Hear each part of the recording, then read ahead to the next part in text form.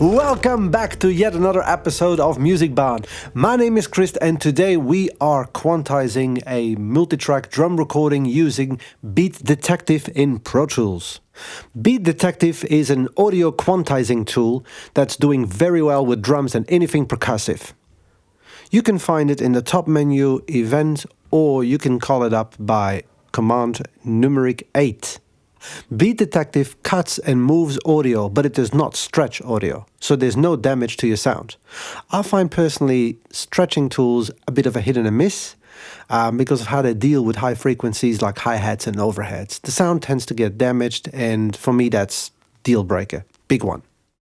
If you haven't used Beat Detective before and you just want to know how the tool works without going in too much detail, I recommend you go and see Beat Detective Basics also on this channel. Before we dig in, I'd like to point out a few notes. Number 1, keep your tracks synced.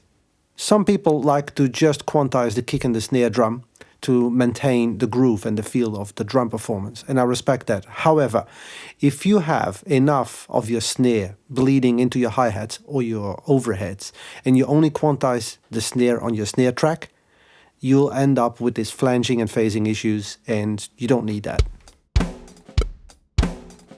That's just way off. If a performance is too far off of what you want it to be, it may be a better idea to re-record the drums than to spend the best part of your day trying to, fix things up. So to sync your tracks, we get into number 2, group your tracks. Creating a group is quite easy. You select the first track, hold down Shift, select the last track, and press Command G. You give the track a name, and a letter will be assigned to that group. If you tick on this box, you can activate and deactivate the group by pressing the assigned letter key. Press the key to activate the group and press it again to deactivate the group. Next thing is a bit more of a disclaimer. Listen first. Don't judge the drum performance on the visuals only. It may not look perfect, but if it feels right, it is right. And the last one is a practical one. Quantize small bits. Don't go with a whole verse, let alone the whole song. Take a few bars and always select full bars. Anything in between, and Beat Detective gets confused and starts putting things anywhere, and it's chaos. In more complex drum performances, it may be a good idea to even work a roll or a break by itself, especially when it contains triplets. So without further ado, let's get quantizing. First thing to do is make a selection and listen. I press the numeric 7 key to activate my click track as a point of reference so I can see how far the drum performance wandered off.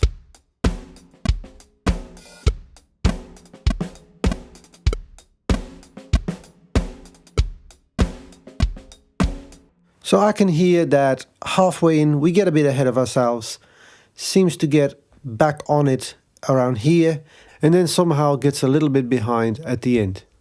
So let's fix that. The first thing we're going to do is create beat markers. We capture our selection. We'll be working from bar 2 until bar 6. Our time signature is 4/4. We don't have triplets, so we don't need to tick that on. Well, we do actually in the hi-hats, but I don't want to mess with that performance because it sounds good. And I want to quantize in 1/16. So with this all set, we can press Analyze. And we can analyze just bars or even beats, but neither of those are going to fix those 16th snares in between, so I'm going to go with subbeats. I am going to turn the sensitivity a little bit down. We don't need that many beat markers. I just want to get those 16th snares in it, but see those ones on the hi-hat there, I don't want those. If you need to remove a beat marker, just select the grabber tool, hold down the Alt Option key, and as you browse over the beat marker, you see this little minus sign there. Click on that, it will make it disappear. It may jump to another transient, and then you just do the same thing again until all unwanted beat markers are removed. Now with all beat markers exactly where we want them, it's time to separate. We don't have to worry about all this here, we just focus on the separate button, and that will cut all our transients into separate little regions. So that takes us to the next task where we conform those regions. And here we have again a few options. We can set the strength. A lower setting will quantize only a little bit, maintain a lot of your groove and feel of your performance. And a higher setting will quantize the drum performance right on the beat. We also can exclude certain regions. We can control that exclusion. We can turn on the swing in case of a swing or a shuffle beat. We can change the metering from 8th to 16th. And we can even change the amount of swing. So there's very little you can't quantize to get the groove you really want. So let's conform and go to the last task in our list, which is smoothing. And a few options here again. We can just fill the gaps, or we can fill and crossfade, which is my choice because I don't see why you would not want to have crossfades. And automatically it will be a 5 millisecond crossfade, so let's smooth out.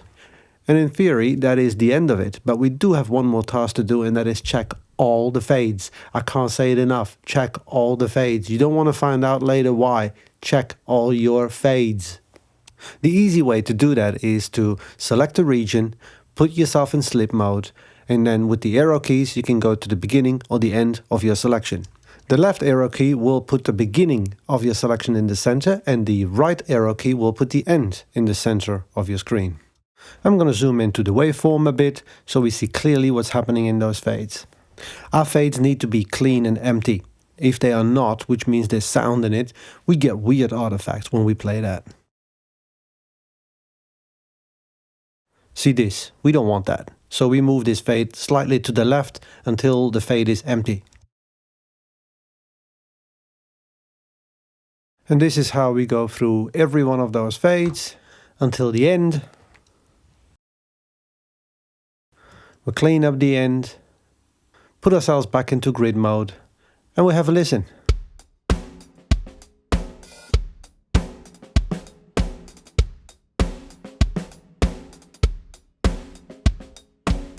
That sounds perfect to me. One thing I would recommend is to copy all your regions to a separate playlist, so make sure your group is activated. So copy all your regions, hold down the Alt key to copy, and drag them down to a new playlist. This just as a precaution, as a backup, something to refer back to in case you need it. And the quickest way to get from playlist back to waveform is to hold down Command, Option, Control, and click on the track name. And now that you have a backup, you can go and consolidate those tracks so nothing can move around anymore. So we can go to Edit and then scroll down to Consolidate Clip, or we use the shortcut Option Shift number 3. And we are done.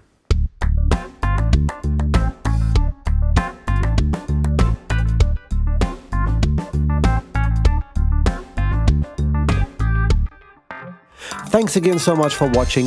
If you got something out of this video, do smash the like button and subscribe for more videos. My name is Chris for Music Barn, and I'll see you in the next episode. Catch you later.